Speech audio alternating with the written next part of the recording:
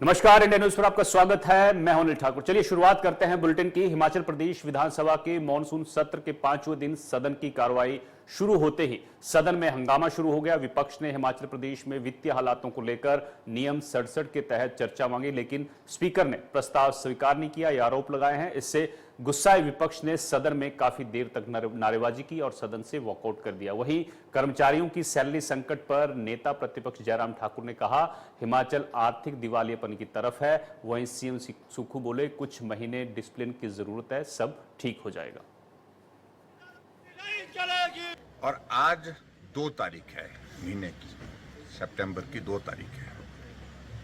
Salary 1 तारीख को ही कर्मचारियों को और पेंशनर्स को पेंशन मिल जाती है, लेकिन बहुत लंबे समय, मुझे याद नहीं पहले कब ऐसा हुआ है, जबकि 2 तारीख होने के बावजूद भी अभी तक कर्मचारियों को सैलरी नहीं मिल पाई और जो पेंशनर्स हैं, पेंशनर्स को पेंशन नहीं मिल पाई। इसका मतलब क्या है कि जो हम कह रहे थे कि वो बात सत्य है कि प्रदेश में आर्थिक स्थिति खराब होने की वजह से हिमाचल दिवालियेपन की ओर बढ़ता जा रहा है। और मैं इस बात को लेकर के हैरान होता हूं। कई बार मुख्यमंत्री बोलते हैं कि हालात खराब है और कई बार मुख्यमंत्री कह देते हैं कि हालात खराब नहीं है, आर्थिक स्थिति खराब नहीं है। और विचित्र तो तब लगता है जब मुख्यमंत्री जी इस बात का जिक्र करते हैं कि 2027 तक हिमाचल पूरे देश का सबसे समृद्ध राज्य होगा। आज हिमाचल प्रदेश की विधानसभा के अंदर हमने नियम 67 के अंतर्गत स्थगन प्रस्ताव दिया। ये हालात हिमाचल के लिए अच्छे नहीं है, इस पर चर्चा होनी चाहिए। जब कर्मचारियों को आप 2 तारीख होने के बावजूद सैलरी नहीं दे पा रहे हैं और पेंशनर को पेंशन नहीं दे पा रहे हैं, तो तुरंत चर्चा होनी चाहिए सारे विषयों को रोक करके, लेकिन उसके बावजूद भी चर्चा नहीं दी गई है। प्रमुख रूप से जो वित्तीय स्थिति हिमाचल प्रदेश की जिस प्रकार से आज की तारीख में है, और मैं महसूस कर सकता हूं कि इस बात को मुख्यमंत्री को स्वीकार करना चाहिए, तुरंत इसकी चर्चा करनी चाहिए थी। हम जो भी हमारे सरकारी कर्मचारी है, अधिकारी है, समाज के जितने भी वर्ग है, किसान है, बागवान है, महिलाएं हैं, हम सभी के पास अपनी सरकार की विकास की रोशनी को पहुंचाना चाहते हैं। और हम ये भी चाहते हैं कि आप आत्मनिर्भर हिमाचल के लिए हमारा सहयोग दीजिए। हमारी सरकार उस दिशा में बढ़ रही है। और जो हम सैलरी और पेंशन पर 1 साल में, मैं आपको बताना चाहता हूँ, 1 साल में 25,000 करोड़ रुपया खर्च करते हैं। 1200 करोड़ रुपया हर महीने हम सैलरी का देते हैं और 800 करोड़ रुपया हम हर महीने पेंशन का देते हैं। विभाग के, कारपोरेशंस नहीं, बोर्ड नहीं, ये सिर्फ विभाग के। तो 2400 करोड़, और जब हम और बढ़ जाता है तो 2500 करोड़ के करीब हम सैलरीज पर और पेंशन पर खर्च करते हैं। फिर उसके बाद जो हमने लोन लिया होता है उसके प्रिंसिपल अमाउंट पर खर्च करते हैं, फिर उसके इंटरेस्ट पर खर्च करते हैं। तो अगर प्रदेश की अर्थव्यवस्था पटड़ी पर लौट रही है तो उसमें थोड़ा और डिसिप्लिन की जरूरत है। 6-7 महीने में अगर हम ये डिसिप्लिन लगाएंगे तो अगले साल तक हमारी अर्थव्यवस्था पूरी तरह मजबूती से, तेजी से दौड़ेगी और 2027 में हम आत्मनिर्भर बनेंगे। सर, पेरिस में चल रही पैरा ओलंपिक्स में हिमाचल कार्य प्रणाली पर उन्होंने सवाल। वहीं विपक्ष ने स्पीकर के खिलाफ अविश्वास प्रस्ताव भी दिया, जिसको लेकर नेता विपक्ष ने कहा कि जब स्पीकर के खिलाफ अविश्वास प्रस्ताव दिया जाता है तो स्पीकर आसन पर नहीं बैठता है, लेकिन स्पीकर कुर्सी छोड़ने को तैयार नहीं। स्पीकर खुद को बहुत ज्ञानी बता रहे हैं और घमंडी हो गए हैं। विपक्ष इसे बर्दाश्त बिल्कुल नहीं करेगा। वहीं सीएम सुक्खू ने भी विपक्ष पर पलटवार करते हुए कहा कि जो स्पीकर हैं वो कानून के तहत जो है फैसले लेते हैं और स्पीकर के फैसले ऐतिहासिक होंगे, जिसको सब याद रखेंगे। कार्यवाही के दौरान में विधानसभा के मानसून सत्र के दौरान जिस प्रकार का व्यवहार विधानसभा के अध्यक्ष महोदय जी का विपक्ष के प्रति रहा है, वो हैरान करने वाला है। चाहे सदन के अंदर की बात है, चाहे वो सदन के बाहर की बात है। शुक्रवार को जिस प्रकार से सिर्फ छोटी सी बात थी हमारे विपक्ष के विधायक श्री लखनपाल जी ने आग्रह किया था, समय मांगा था, उन्हें पॉइंट ऑफ ऑर्डर, और उसमें उन्हें छोटी सी बात कही थी कि अध्यक्ष महोदय, आपने कहीं किसी सभा में इस प्रकार से कहा था कि 6 लोगों के सर कलम कर दिए और 6 के सर कलम करने के बाद 3 आरे के नीचे हैं और वो तड़फ रहे हैं। तो ऐसे शब्दों का इस्तेमाल हमारी भावना को ठेस पहुंचाया। मैं आज भी विधायक हूं, चुन करके आया हूं, ऐसा उन्होंने बोला, और उन्होंने आग्रह किया था कि हम भी चुने हुए विधायक हैं जैसे आप चुने हुए विधायक हैं, और इसलिए आप जो ये शब्द बोले हैं इस पर आप जो है खेद व्यक्त करें। बस इतना ही कहना था। उसके बाद विधानसभा अध्यक्ष का रवैया बहुत अलग तरह का हुआ और विधानसभा में विपक्ष के हम सब साथी उठ करके बोलने के लिए समय मांगते रहे, लेकिन समय नहीं दिया गया, और उसके बाद स्वाभाविक रूप से थोड़ी देर के लिए गतिरोध रहा, और गतिरोध रहने के बाद पार्लियामेंट्री अफेयर मिनिस्टर के द्वारा हाउस में रेजोल्यूशन लाया गया, निंदा प्रस्ताव लाया गया।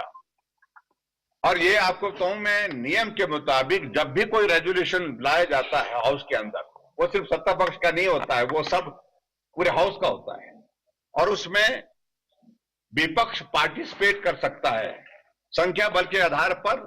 स्वाभाविक रूप से प्रस्ताव का जो होना था वो होना है, लेकिन उसके बावजूद हमने कहा कि हमें मौका दिया जाए बोलने का, लेकिन उस पर हमारे को बोलने का अवसर नहीं दिया गया।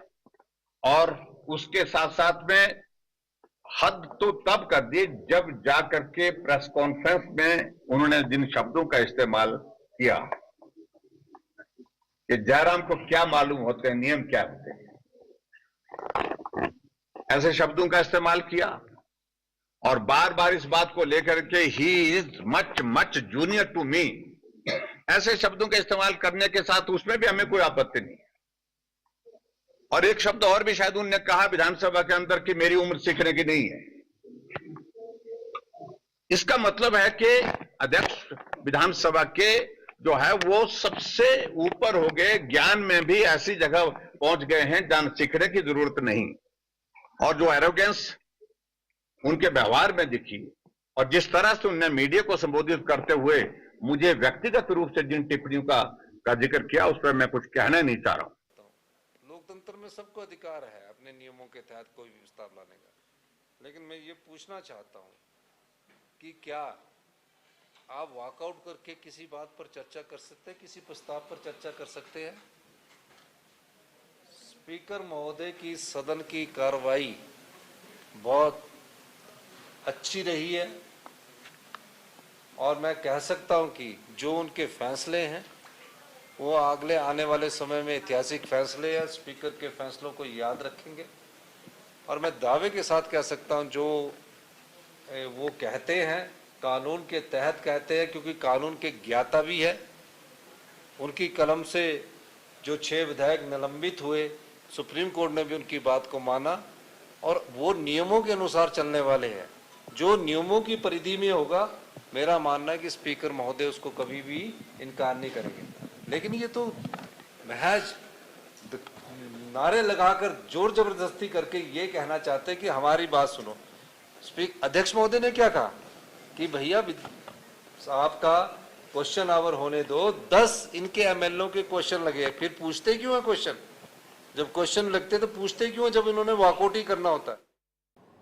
संजौली स्थित मस्जिद विवाद थमने का नाम नहीं ले रहा है। विधायक हरीश जनार्दन ने इस विवाद पर अपने पार्षदों समेत अन्य लोगों को नसीहत दी है कि इस मुद्दे पर राजनीति ना करें और शिमला की शांति को भंग ना करें। आपको बता दें कि संजौली मस्जिद के बाहर युवक के साथ मारपीट के बाद गुस्साए लोगों ने मस्जिद का घेराव किया और जमकर नारेबाजी की थी। साथ ही स्थानीय लोगों ने मस्जिद के अवैध होने के आरोप लगाए थे, जिसके बाद स्थिति को संभालने के लिए डीसी और एसपी को मौके पर पहुंचना पड़ा था।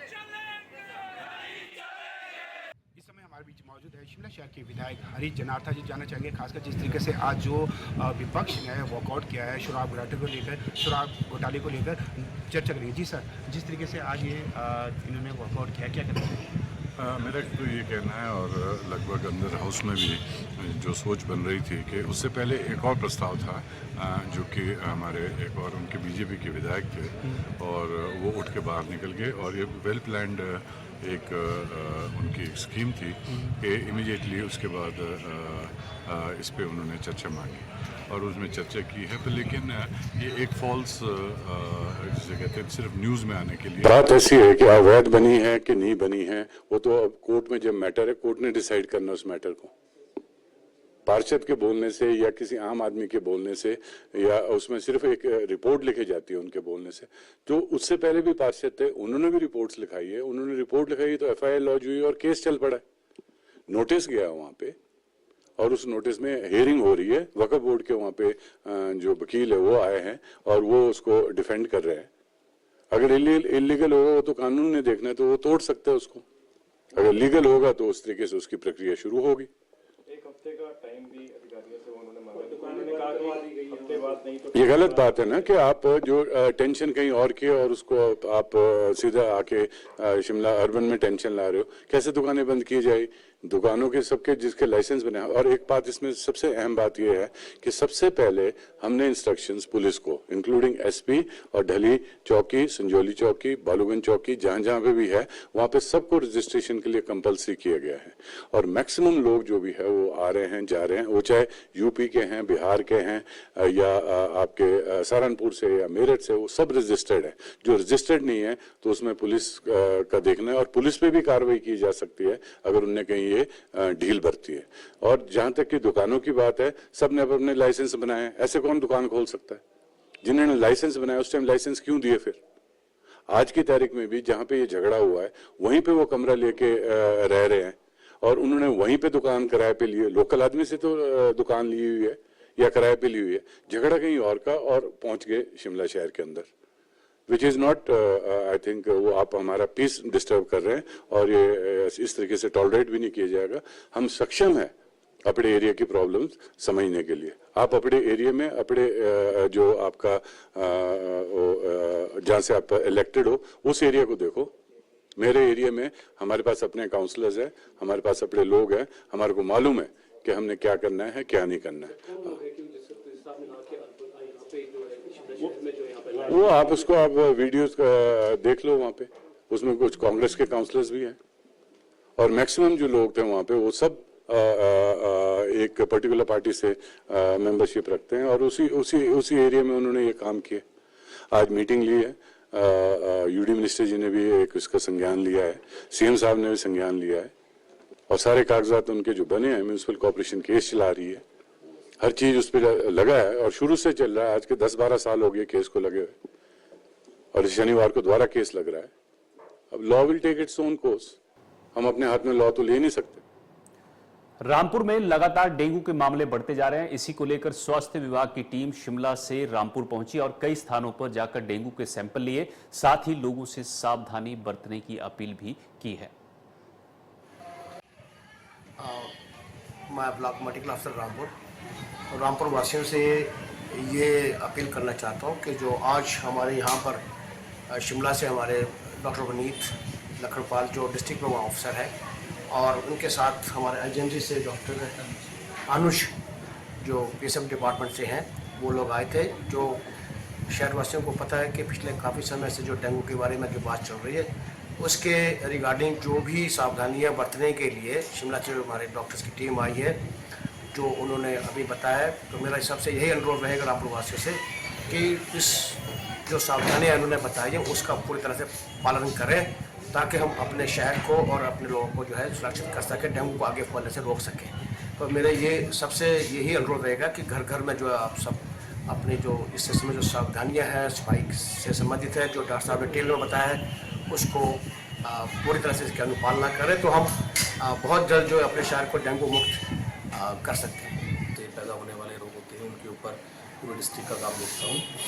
अभी कुछ समय से जो है वो हमें रामपुर ब्लॉक में जो है वो संभावित डेंगू के केसेस जो है वो कुछ बढ़ने लगे थे, तो उसके लिए मैं सिचुएशन को देखने आया था यहाँ पे।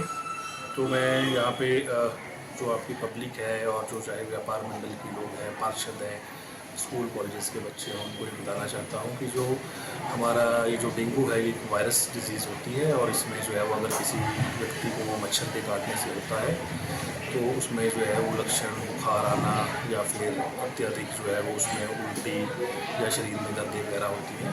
तो इससे राजधानी शिमला और आसपास के क्षेत्रों में भारी बारिश देखने को मिली है। मौसम विभाग ने भारी बारिश को देखते हुए 2 दिनों के लिए प्रदेश में येलो अलर्ट जारी कर दिया है। इससे पहाड़ों पर लैंडस्लाइड और निचले इलाकों में जल भराव की समस्या हो सकती है। मौसम विभाग ने 3 सितंबर को 9 जिलों में भारी बारिश का येलो अलर्ट जो है वो जारी किया है।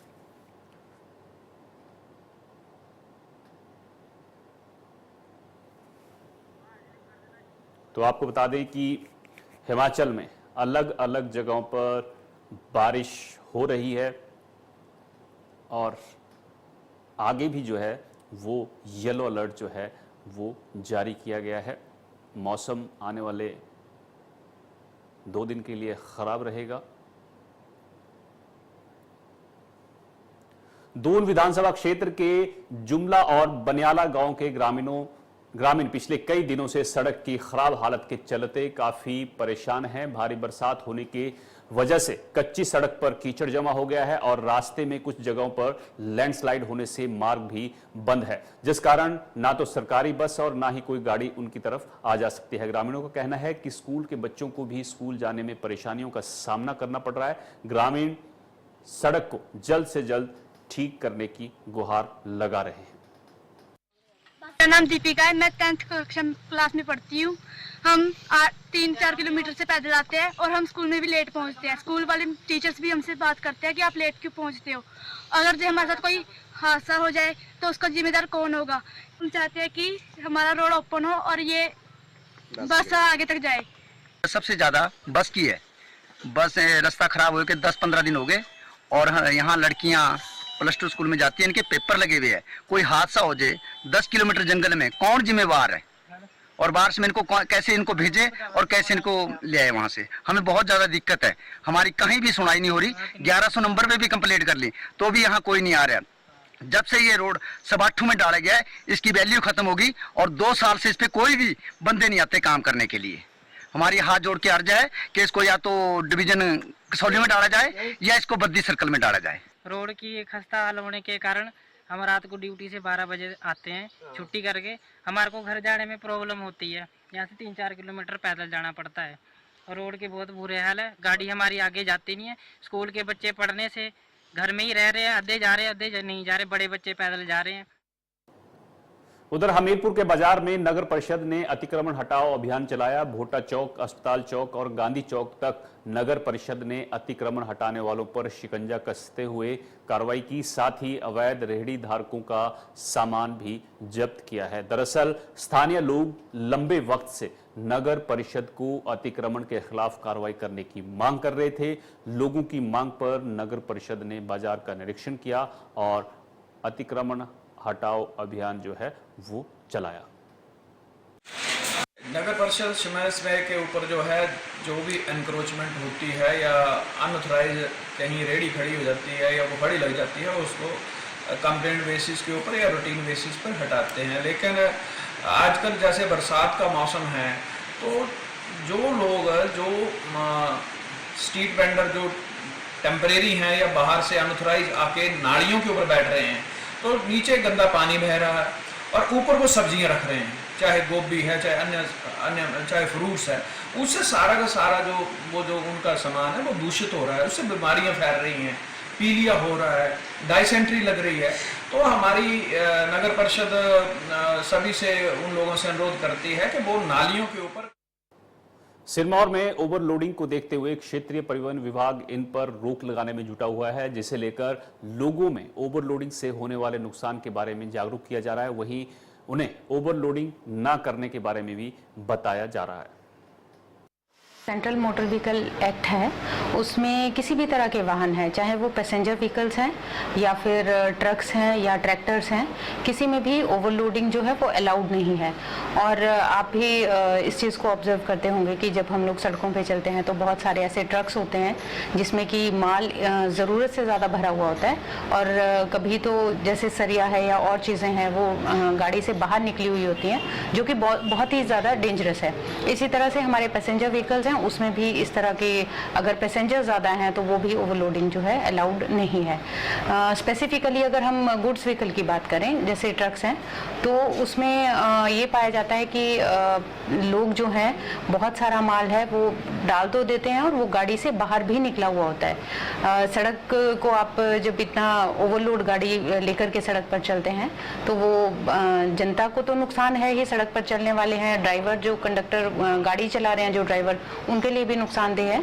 लेकिन इसके अलावा जो है वो जो हमारी सड़कें हैं उसकी भी तोड़फोड़ होती है और सरकारी संपत्ति है उसको भी नुकसान होता है। तो इसलिए परिवहन विभाग का देखिए सबसे ज़्यादा जो है हमारा वो चालान करना कोई उद्देश्य नहीं है हमारा कि बहुत ज़्यादा हम लोगों ने पैसा लोगों को चालान फाइन करने हैं और फिर सरकार को रेवेन्यू इकट्ठा करके देना है। हमारा जो मेन उद्देश्य है वो लोगों की सेफ्टी है, हम सबकी सेफ्टी है।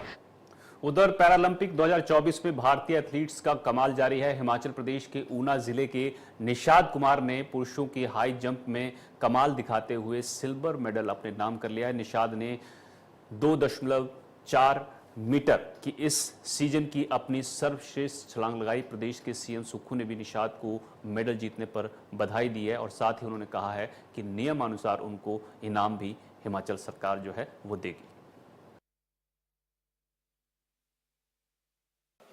पैरालंपिक्स में जो हमारा रजत पदक विजेता है उसको सरकार की नीति के अनुसार जो मैंने बजट में इस बार घोषणा की है उसके अनुसार उनको इनाम राशि मिलेगी, क्योंकि पैरालंपिक्स में जो लोग जाते हैं वो किस प्रकार मेहनत करके जाते हैं, किस दृढ़ इच्छा शक्ति से जाते हैं।